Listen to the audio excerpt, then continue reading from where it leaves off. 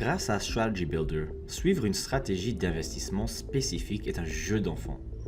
Vous connaissez les critères qui sont appliqués pour sélectionner les actions et le choix est appuyé par du backtesting. Alors vous pouvez bien évidemment commencer avec les stratégies d'experts qui sont présentées ici dans le triage en vedette, mais je vais vous montrer comment établir votre propre stratégie. Alors pour commencer, on va cliquer sur Ajouter une nouvelle stratégie. La page Créer un triage vous donne accès à une bibliothèque considérable de données et d'analyses que vous pouvez utiliser pour sélectionner des actions. Elles sont classées dans des dossiers, mais vous pouvez également utiliser la fonction de recherche. Jetons un œil sur certains des critères les plus populaires. On a bien sûr les cours de l'action. On va ajouter ce filtre. Alors l'échelle mobile vous montre la fourchette réelle pour qu'il vous soit plus facile de choisir vos contraintes. Alors certains investisseurs préfèrent exclure les titres chers de l'extrême droite de l'échelle et d'autres préfèrent rejeter les titres spéculatifs et d'autres encore pourraient vouloir réduire la recherche pour se concentrer uniquement sur ceux-ci.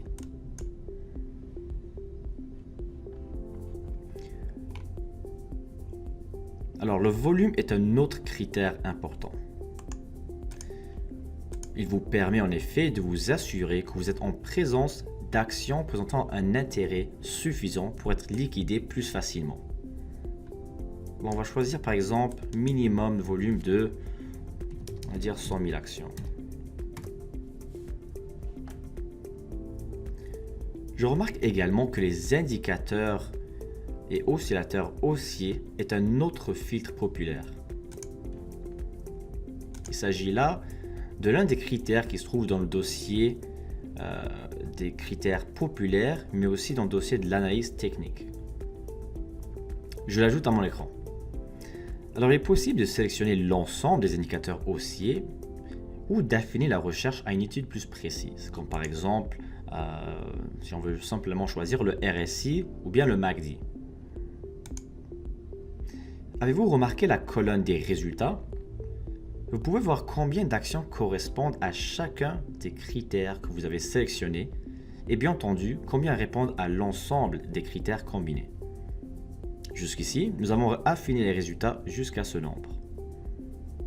Passons à autre chose. Plusieurs investisseurs s'inquiètent des bénéfices d'une société. Utilisons à présent la fonction de recherche pour voir ce que l'on nous propose pour les bénéfices.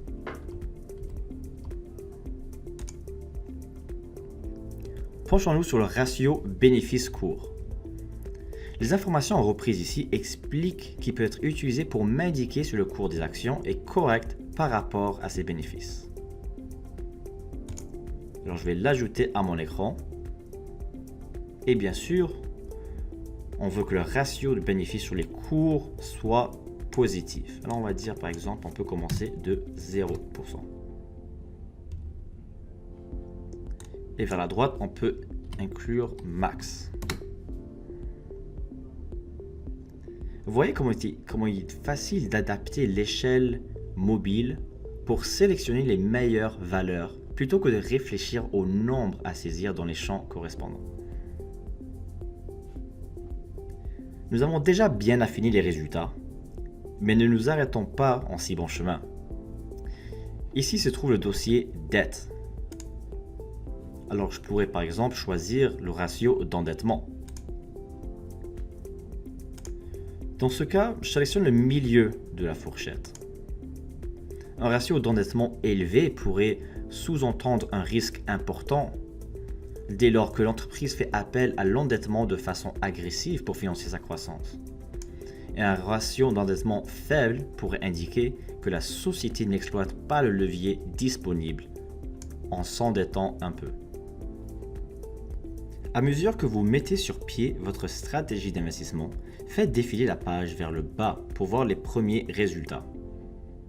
Vous obtiendrez ainsi une liste soignée de possibilités et nos clients investisseurs analysent bien souvent les éléments de leur liste un par un, examinant de plus près les différentes options avant de prendre leur décision finale. Sur cette page, vous pouvez apercevoir rapidement la performance de l'action au cours des derniers mois ou des dernières années. Un autre élément réellement intéressant peut être obtenu via ce lien appelé « Visualiser pourquoi ». Vous pourrez visualiser les raisons qui ont conduit au placement de cette action dans les principaux résultats. Par exemple, que le volume soit élevé à 2,81 millions d'actions et que les cours de l'action se reflètent au sein de cette échelle mobile à 13 $ et 11 sous. Chaque échelle vous indique la fourchette de valeur possible et la partie grisée représente celle que vous avez choisie pour votre stratégie.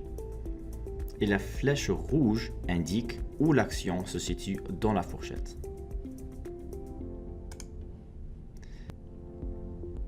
Il ne s'agit que de quelques-unes des façons d'utiliser nos outils de recherche automatisés pour encoder votre stratégie de sélection d'investissement. N'oubliez surtout pas de cliquer sur « Enregistrer le tri » pour faire de cette stratégie une routine chaque fois que vous recherchez une nouvelle opportunité d'investissement.